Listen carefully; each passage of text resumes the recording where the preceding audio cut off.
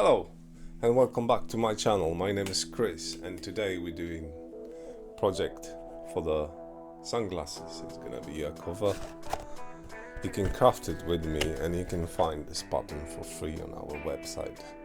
So if you're interested how to create this project, stick with me and I will tell you all about it. I'm running with a little bit of cold, so my voice might be changed today. I hope that's not gonna disturb you too much. As usual, we start from printing out the pattern and cutting it out. Please remember to stick to 100% scale and A4 format.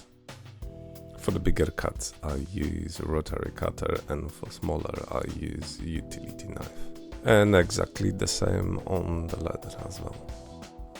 Part of this pouch, it's gonna be stitched on the inside and part on the outside. So that's why I made those funky corners. When you finish with that, you can have a little break and scratch the cut. Let's place the pattern on the leather and let's start cutting out. I like to work with smaller pieces, so what I do in here, I just place it where I want it and cut it out from a bigger piece so I can maneuver it easier. But obviously if you're on a tight stretch and you don't want to waste any leather, just cut it all out from the main piece. After I've got that smaller piece ready, I use scratch all to mark all the stitching lines and all the edges so I can easily cut it out without having pattern on the leather. If part of your pattern is rectangular, I like to use square ruler. And the leather for this project we use Vechtan leather, which is about 1.5 millimeters thick.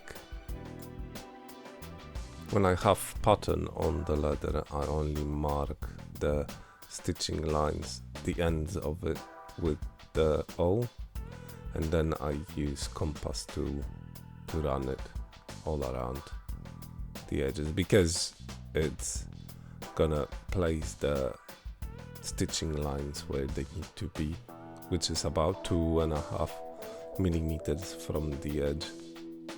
And then I repeat same process for the front piece. I'm preparing for you another interesting project after this one. What I'm gonna create is a belt attachable phone case, and next video I think it's gonna be doctor's bag, but I'm designing it right now and I'm not sure if it's gonna be successful project and it's gonna look as I want it to, but we will see. Maybe soon you will see it. Do you guys struggle when you design new stuff, and how many times you need to create the project before it's gonna be perfect? I think the design itself is great fun and it's my favorite part actually. That's why I don't do large batches of orders. So we finished with the front, now it's time to punch the holes. At this point we're gonna punch only the corners. So we're gonna stitch them on the inside. I use saddle stitch technique for all my stitches, and this is how I thread the needle. So I pierce the thread twice and then pull it over. It's very strong hold and it lasts for long stitching lines. When I do short stitching line like this, I cut a bit longer thread because I'm not taking it into half, because I'm gonna use the same thread for the other side as well. Just not gonna thread both needles twice. When you cut the thread out, it's best way to burn it with a lighter at the end, so it creates little ball and thread is not coming out anywhere. And like you can see, I can use the thread left over for the other side. And look how nice it looks when you flip it to the other side. I stitched the other side off camera, so I'm not gonna waste your time. This is vertical cover. If you want something more horizontal, check it out, our channel, there is one there for free as well.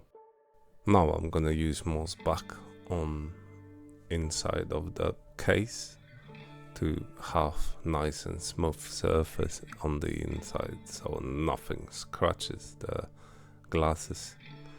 It's best practice to do that before you lay any stitches, but I did the front part, but just the corners, it's still doable. And obviously you can skip that part if your leather which you're using is raising back or it has smooth surface on the inside. You can also use Tokonol for that, it does the same job, but moss back is a bit cheaper. Before gluing the leather, I like to shape it a little. Now it's time to glue it all together. I use Seiva glue, which is same company which creates Tokonol, and I glue bottom first, then the sides. Sometimes I use masking tape to don't make too much mess.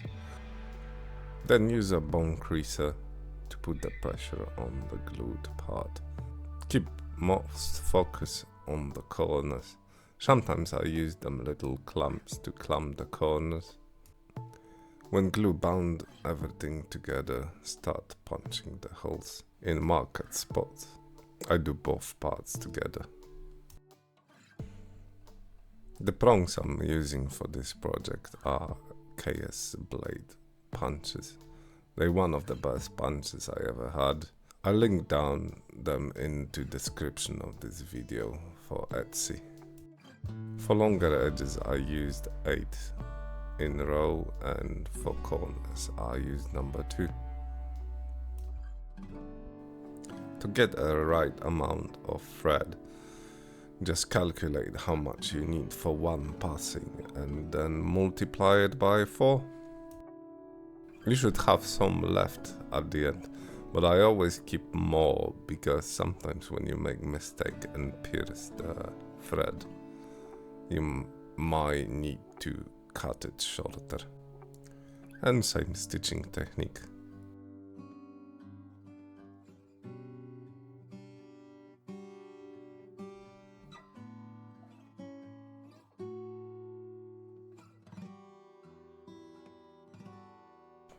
And again, at the end, use scissors to cut the thread and a lighter to burn the ends. Now place it on a flat surface and run it with the bone creaser again. And at the end of the stitching lines, I use tiny 5mm rivets. Them little ones are more for decoration than anything else. Then get rid of the corners which are sticking out. Then run it with the sandpaper, and you can use edge beveler as well. I only use number 1 because it's really thin leather and it's quite soft as well, so it's quite a hard task. And at the end I use Tokonol on the edges. I put it in a marker so it's easier to apply. And the last thing I fit is the lock. Obviously, if you got pattern ready, do it before you actually put the case all together. It's easier that way. I use little screw button, but remember to cover it inside so the screw button doesn't scratch anything what you put inside. And apply some neat's foot oil at the end on the outside. And that's it, we're ready to go. Thanks for watching and hope you enjoyed this little project.